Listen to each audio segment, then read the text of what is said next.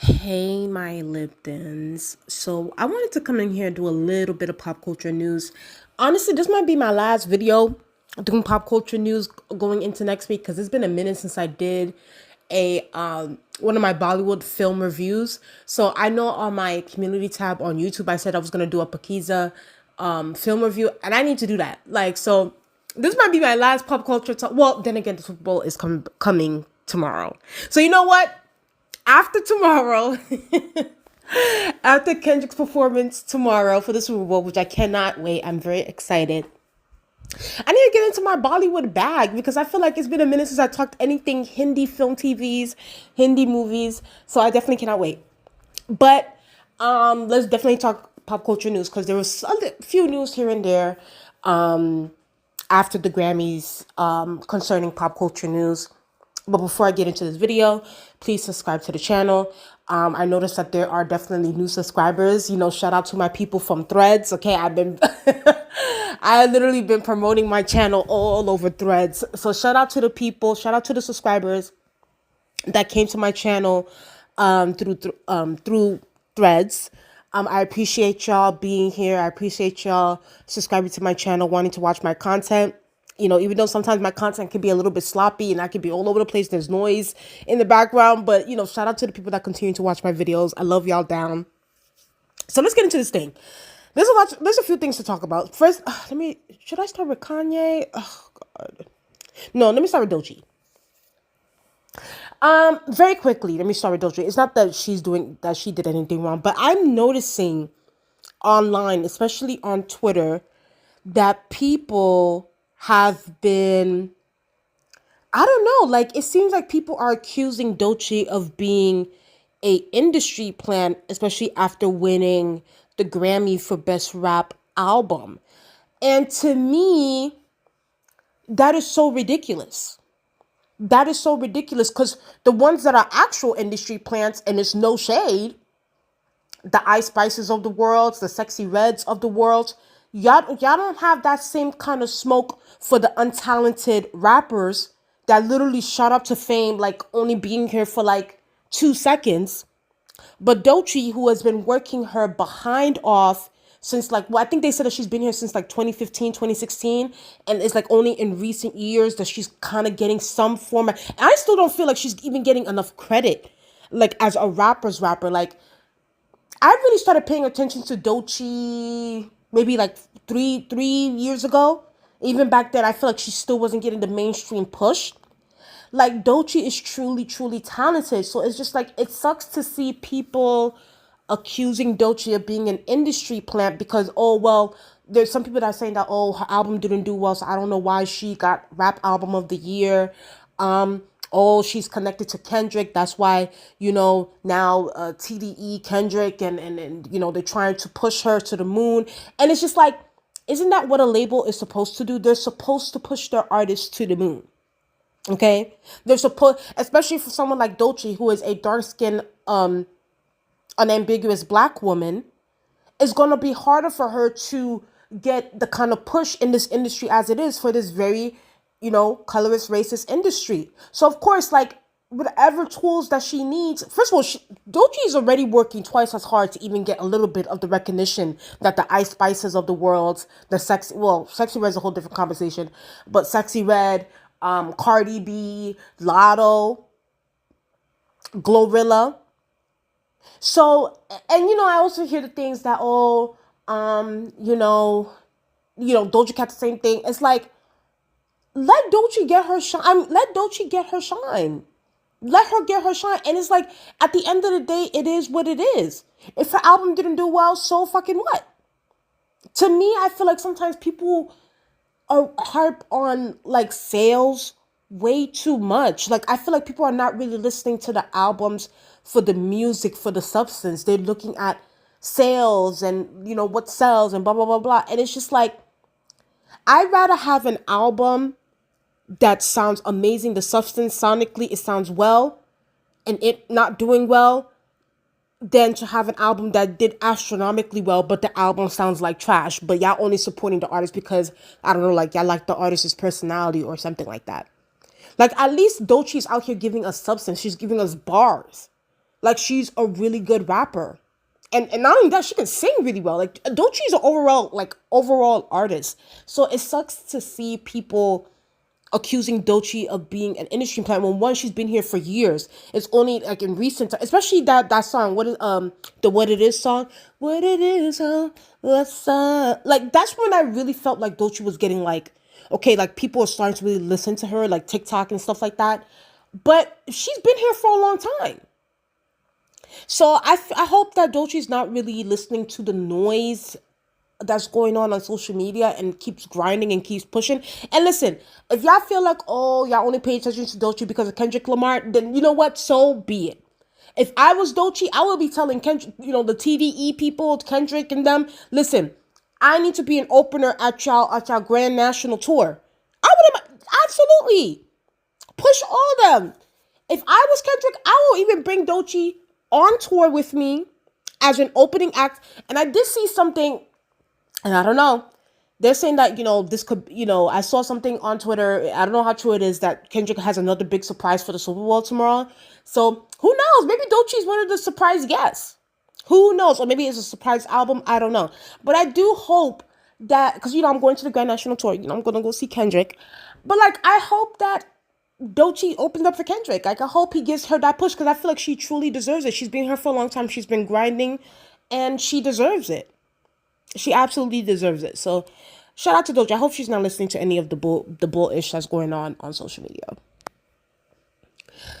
Child, let's talk about Nazi. Let's talk about Nazi West. Let's talk about Nazi West.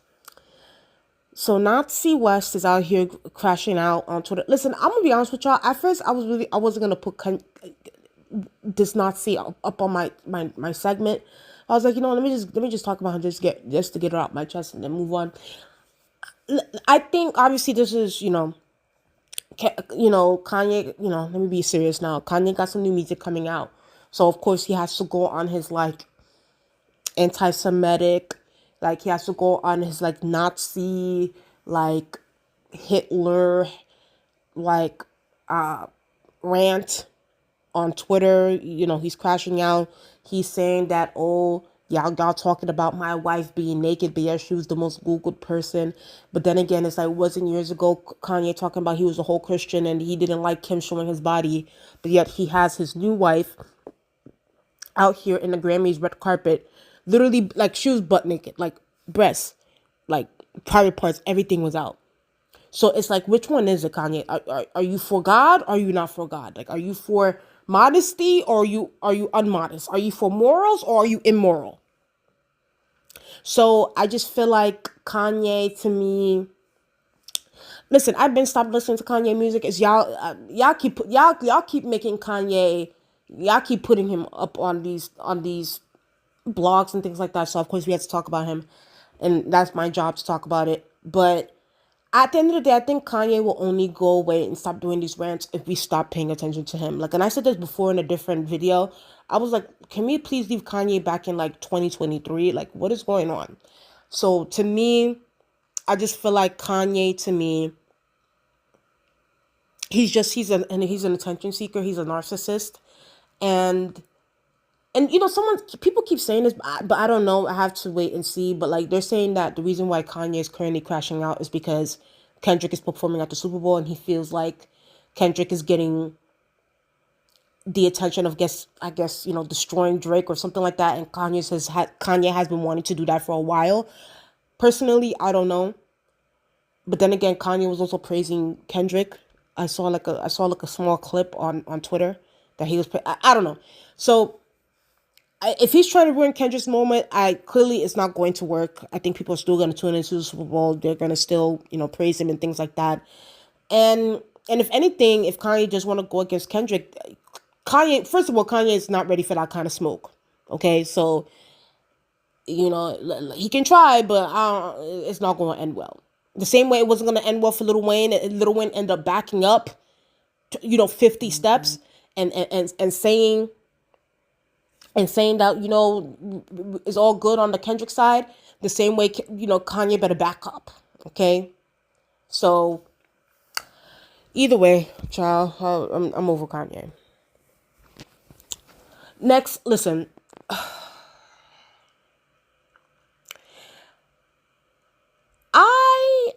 Listen, Cardi, I listened to the song. I listened to this song. And I'll be honest with you, the song does sound a little bit dated. I can't lie. Okay, just giving constructive criticism. The song does sound dated. Even Cardi's verse, Cardi's verse sounds dated. Like I think clearly this song was made years ago. I think it was made years ago, and they're just now releasing it in 2025, which is odd. I'm like, if the song was trending like back in 2018, why not release it back in 2018? That's when Cardi was at her most. Everybody was talking about Cardi. She was at her most highest.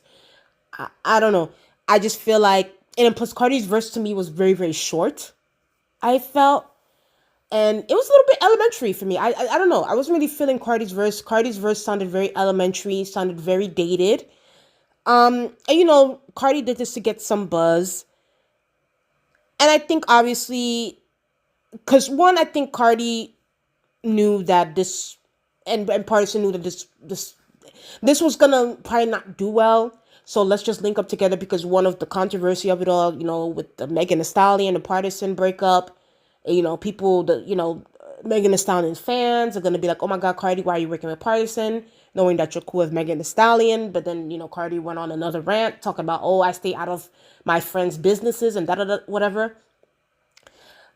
Either way, and then on top of that, I also saw, I don't have it here. I don't have it here on my a segment, but I think I also saw Young Miami is also doing a collaboration with DaBaby, and I'm like, I haven't heard DaBaby music in like 2 years. Like, why are you linking up with DaBaby? Either way, I just feel like this song was dated, and I think they're trying to go off the song off of controversy due to the link up of Partisan and Partisan's history of Megan Thee Stallion. So they're trying to make, I guess, they're trying to do this outrage, streaming thing. Personally, I don't think it's going to work. I don't know. I don't know where Cardi's headspace is. Cardi clearly doesn't have enough confidence in herself to release the second album. I know she said that, even though she said it like for the past 4 or 5 years that she's going to release the second album. But this year, she's saying again, she put a bow on it. I don't know. I just personally feel like the album is not going to do well. That's why she keeps delaying it and delaying it and delaying it. I kept saying that in multiple videos. But, the song is okay. It would have sounded hard in 2018. But as of right now in 2025, it sounds dated. It is what it is. So, and plus I never really listened to Partisan music like ever. So the only person who's really benefiting out of this is Partisan and our Cardi B. That's it. That's all. So, but then again, I also heard Partisan is Cardi B's ghostwriter, so maybe she needs him for the songs and the hits. So if that's the case, then I guess maybe Partisan will be Cardi's inspiration to release to release the album. Who knows? But we'll see what happens there. Listen. So Kendrick is preparing. Listen, he did, I think he did 2 interviews. So he did one with Timothée Chalamet, and he also did another one with Apple Music. I saw some people, listen, people can never be satisfied. That's the thing. People are saying, oh my God, the interview that he did with Apple Music with Ebro and the other girl was very, very corporate. That he didn't get to the nitty gritty. They didn't ask him no tough questions. Why didn't they ask him about the beef? Like what's going on his headspace with J. Cole and da. And I'm like, this is why sometimes like I say artists should just leave it into the music and not do interviews, because of things like this. It's because, first of all, if Kendrick would have went on that interview stage and said Drake's name and said J. Cole's name and, talking, spilling tea and discussing the beef, the OV Ho fans and the J. Cole crybabies will be all over the internet talking about, oh my God, Kendrick just can't get over it. He needs J. Cole and Drake to be popular or to be talked about, blah, blah, blah. So it's like, if he does that, he can't do it by himself. He's a second-rate rapper. He needs Drake to be trending and things like that. But when he doesn't talk about it and he keeps it about the music and about his headspace and him being in a healthy, positive place, oh my God, Kendrick is corporate. The corporations got to Kendrick. He's no longer a rapper's rapper. And it's just like, you can't win for losing. Like, at the end of the day, whatever he does is never going to be right. So I think that Kendrick, the thing with Kendrick and what I like about him, he always puts it in the music. He always puts his thoughts, his feelings, everything in the music. I rather these artists put, like what Cardi B should be doing, putting things, instead of ranting and raving online, put it in the music so that you can make money off of it. So to me, I feel like I'm happy that, first of all, it's an Apple Music. It's not like Kendrick went on like one of these hip like drink champs or something, spilling his guts out. No, he was at an Apple Music thing. It's like, of course, you're gonna have to be professional and be PR ready. And one is, I feel like, people are making this about Drake. This is bigger than Kendrick is performing at the Super Bowl. Like, this man has had hits after hits after hits for 15, 20 years now. It's like, yeah, is he gonna perform like Not Like Us? Yes, maybe, most likely. But he's also gonna perform other songs too. So it's just like, to me, I don't know. Like, I don't like the fact that people are saying, "Oh, Kendrick is too corporate now because he's done," and it's just like, okay, so if he talks about Drake, you're mad. If he doesn't talk about Drake, you're mad. So Kendrick will continue to. He don't even need my words for it. He's gonna continue to do what he wants to do. So that's just that on that. So I definitely cannot wait to see Kendrick at the Super Bowl tomorrow. I can't wait to see his performance. I know he's gonna kill it. Like, I just hope SZA can keep up because SZA sometimes she struggles, but I know he's gonna kill it, and I can't wait to go on this Grand National tour to go see him in concert. I can't wait. But yeah, so shout out to Kendrick. Listen, I saw this on Twitter, like I think last week or 2 weeks ago. I saw this.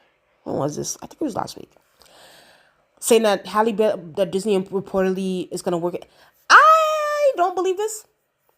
I mean, I'm not saying I don't believe this. I doubt it. Because why? Like, no, let me not say why. Halle is talented. Let me get my feelings out of this.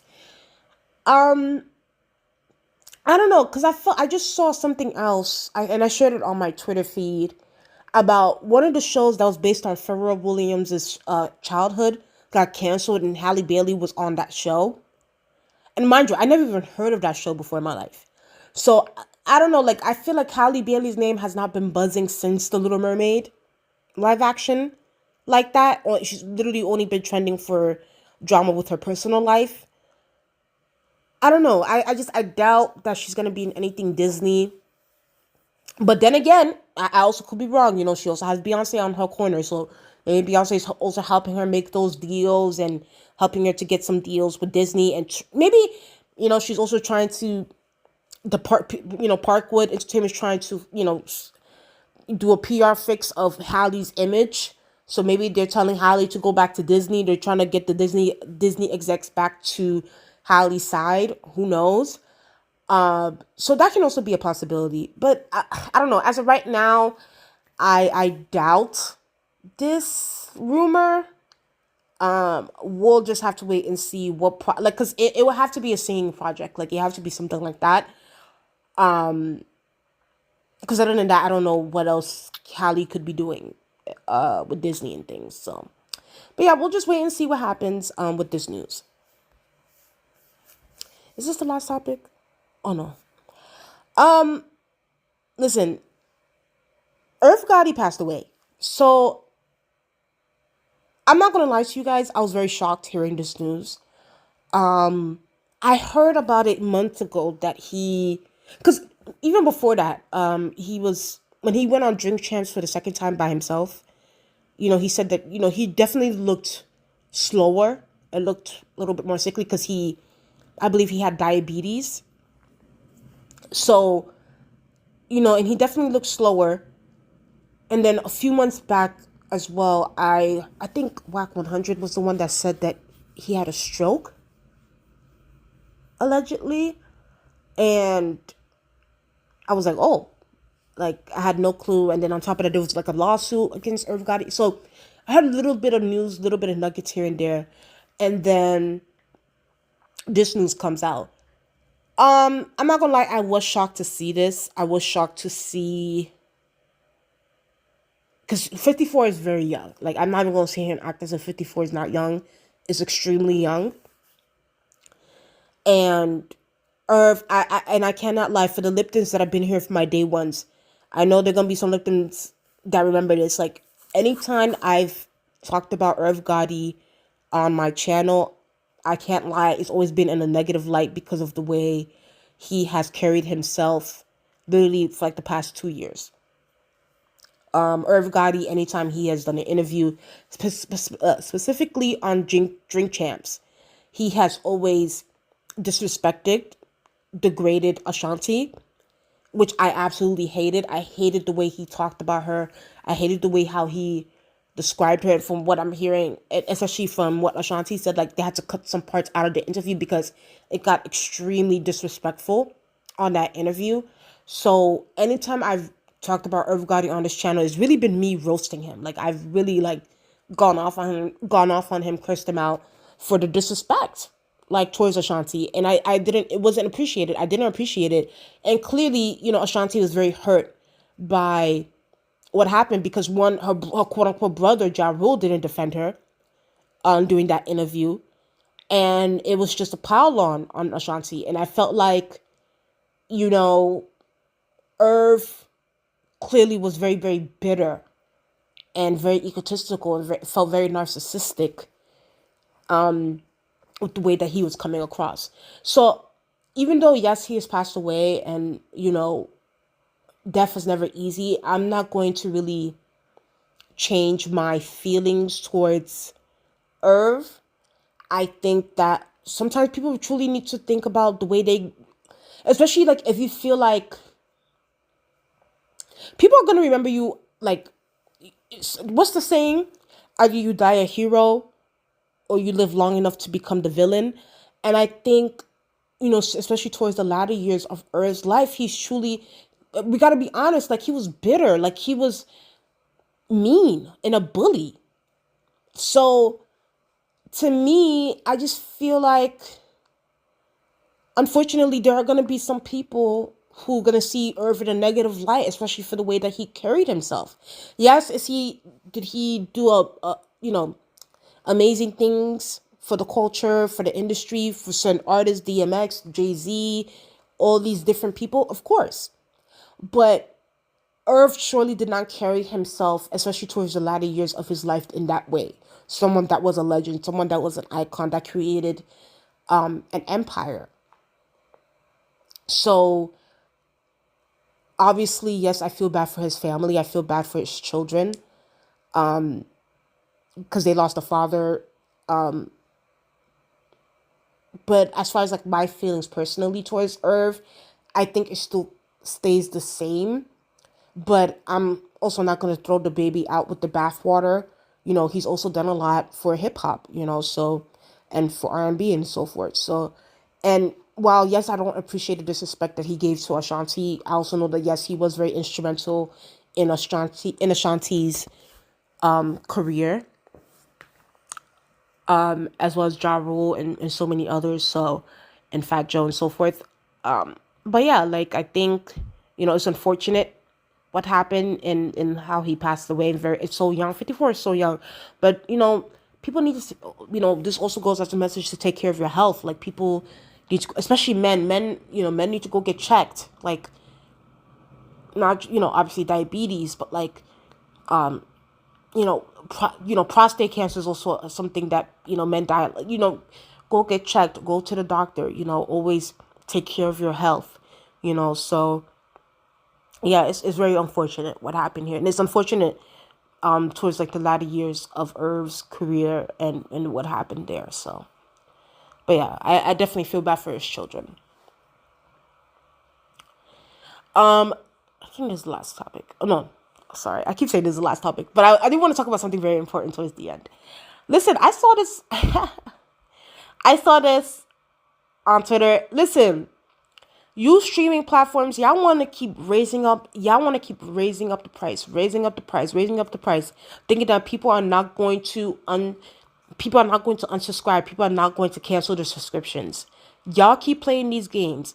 Disney Plus done lost 700,000 subscribers because of them raising up the prices. Netflix, I just saw that you're up $18 a month now. Y'all keep playing these games. We're literally, like, the economy is literally crashing. Prices are sky high. Eggs are goddamn up to the ceiling. And y'all want to keep raising up these prices. Trust and believe, people are gonna protest, and they're gonna hit these companies where it hurts, and that's their pockets. Y'all keep playing these games. Y'all want to be thinking as if that people are invincible, that they have all this cash.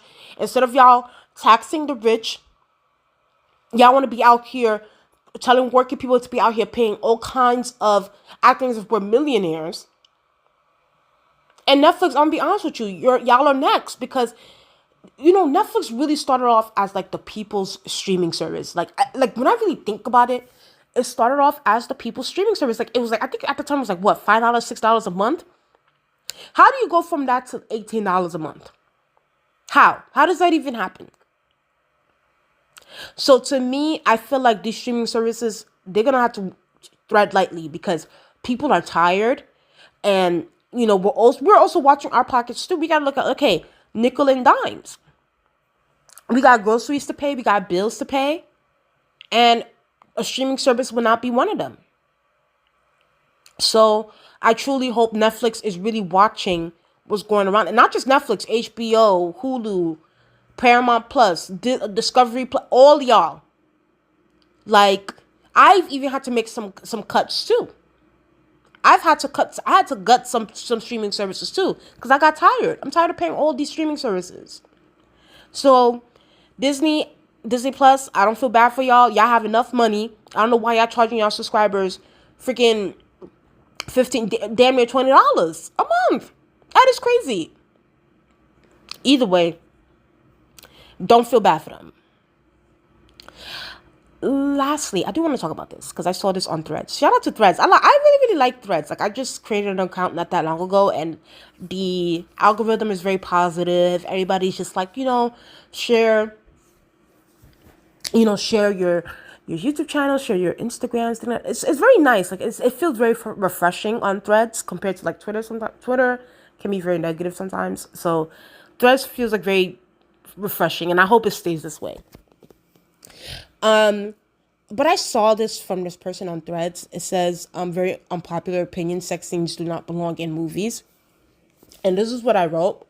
I said, I think in recent years, it has become more of a soft porn compared to years ago. Sex scenes left some things up to the imagination, which made scenes very intriguing to watch. And I truly believe this. Like, y'all, can we be honest? Especially like if the streaming services era, like Netflix and so forth, like we were exposed to some like really, really like extreme sex scenes. Like, we can't front. When you look at Bridgerton, when you look at all these other as far as like, because all these other shows, HBO, when you look at Euphoria, when you look at so many other shows, it's like nowadays, especially on streaming services, the films, the shows, they leave nothing up to the imagination when it comes to sex scenes. Personally, for me, I'm not against sex scenes, but I am someone where it's like, okay, this is kind of like borderline pornish. You know what I mean? It feels very like Pornhub. It feels very that much kind of thing. And I think as of right now, especially in this new era, this new generation where there is a lot of porn addiction, and there is that conversation going on online about porn and about how it has ruined the minds of so many people, men and women as well, and it's really causing it's causing a friction with how men and women, how they interact, or how they're not even able to have physical sex due to a lot of the dopamine that when it comes to watching porn. And I think that those are real issues. And I think that, in film, while I've always supported sex scenes, like I've always supported kiss scenes and that sort of thing. So I feel like you need that. It's kind of like the cherry on top. But I feel like now with these movie studios and these TV shows and so forth, it's like, okay, let's take it over the edge now. It's almost like a shock factor kind of thing. Like, okay, like let's do something extra. Like let's show penis, let's show vagina, let's show it, kind of getting inserted. It's just, and it's like it feels like nothing is being left to the imagination. Like, let me be honest with you. Like when I watch Gilmore Girls or something, and I'm watching like some Rory Gilmore and Logan Huntsberger scenes, and I see their cute little sex scenes, it's very cute. Like yes, they show me a little bit, they're kissing, you can tell they're laying on the bed, but after that scene is cut. It's like, okay, on to the next scene. So it leaves things to the imagination. It's like, oh, maybe they're doing this, maybe they're doing that, oh, who knows, maybe he's, so it gives me that. Or it's like if I'm watching like something cute, like I don't know, like an Angela Moore and Sean Hunter scene, and it's like they're making out, and you can tell by some of their language, their body language, you can tell that they have been intimate before. So I don't know, like I feel like I kind of miss that ambiguity, and that's what I think it is.